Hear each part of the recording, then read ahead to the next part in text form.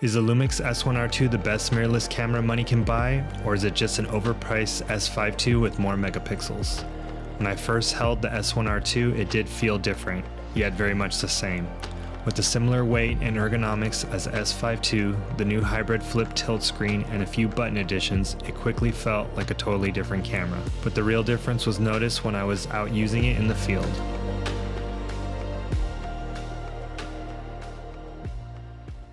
I wanted to do an unscientific comparison of the Lumix S5ii and the S1rii.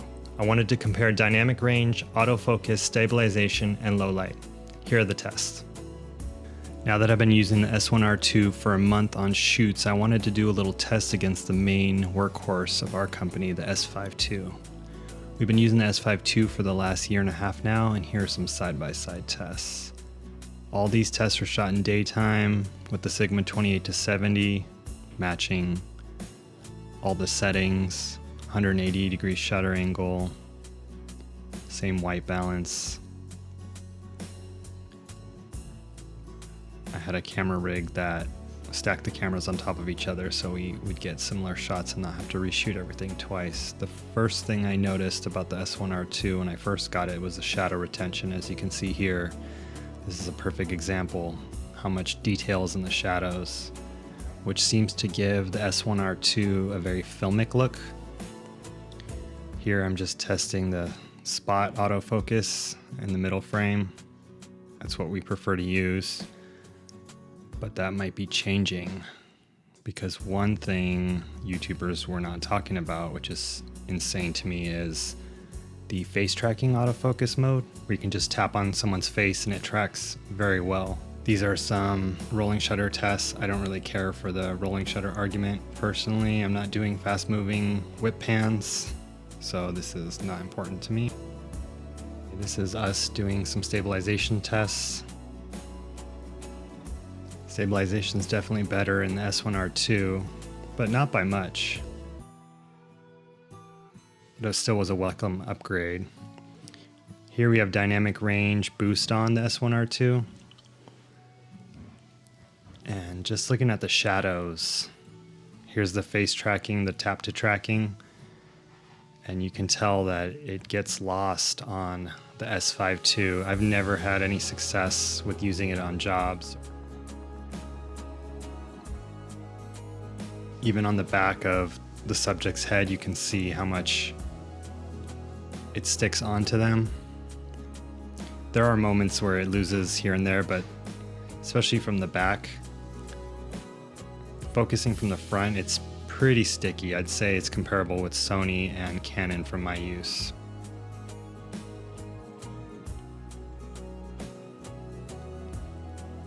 There wasn't too many people out this day, so testing with people all around was a little more difficult. These are just some basic walking shots. This was mostly to test the dynamic range. And you can see right here in the front of the subject, you notice the S5ii starts picking up not only the person, but switching to what's in front of my subject here. Right here is a perfect example of skin tones. I really like the image of the S1rii. It's got a little bit more of a magenta shift. Kind of reminds me of the days when we shot on Canon.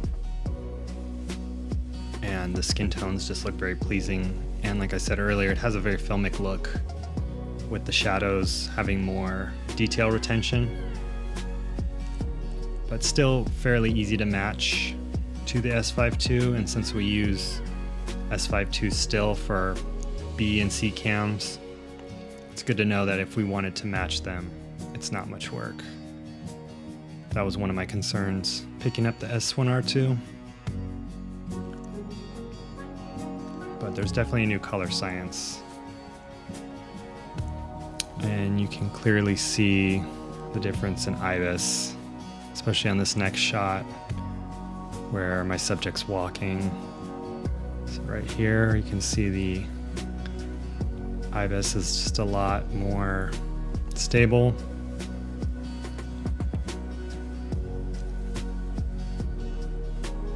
So one of the reasons I picked up the S1rii was for its low light capabilities. I want to see what all the online hype was about, so here are my unscientific results. All these shots were filmed at 10 p.m. It was pretty dark. We were lit by a couple lampposts around, and we were shooting at 180-degree shutter angle at 24 frames a second with a 50mm 1.8 L mount. When shooting live events or weddings, I find myself in poorly lit situations where I wish I had a little bit more range in low light. In testing out cameras like the quote-unquote low light kings, such as the Sony A line or FX line, I would notice a lack of color fidelity when pushing to 12,800 ISO or above. As far as noise and noise patterns go, I found the Lumix S5ii held up pretty well against Sony. There were even times I felt the noise pattern was more pleasing for Lumix in a lot of situations. As you can see from these tests, the colors hold up pretty well for the S1rii when pushed above 10,000 ISO. When editing these tests, I really got reaffirmed in how good the S5ii really is, especially at its price point of $1,600. It really impressed me looking back on this footage to see what I've already been using for a year and a half and how much weight it really carries. It's a real testament to Lumix and their products. While going through these tests, I found some interesting characteristics of the S1rii in low light. One of them being the color fidelity held together very well, especially when it hit around 10,000 ISO and up.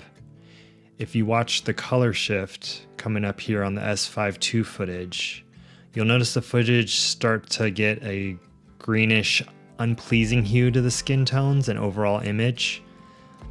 A little bit reminiscent of when I've tested Sony footage around 10,000 ISO and above. You'll notice Sony footage, the skin tones get a little grayish and muddy around 10,000 and above. So it's kind of similar but with different hues. And it's something that's bothered me using Sony and even the S5ii. The low light's great in both cameras, but having the color fidelity to really correct it and make it still look like it has life has been something that has been on my mind for the last year and a half, shooting on the Lumix and messing around with the Sony cameras.